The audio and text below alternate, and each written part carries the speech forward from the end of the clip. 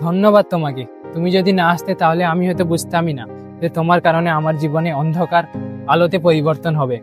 তোমার কারণে হয়তো আমি আবার বাঁচতে চাই। ঠিক তাই, এই ছোট ছোট পদক্ষেপেই বড় কিছুর পরিবর্তন হয়। আর মনে রেখো, তোমার জীবনের তুমি এখন নায়ক। আর এটাও মনে রেখো, প্রত্যেকটা দিন কিন্তু একটা করে সুযোগ নিয়ে আসে, আর ওই সুযোগটাই তোমাকে কাজে লাগাতে হবে। হ্যাঁ, এটাই করব। যাও, এবার নিজের খেয়াল রেখো।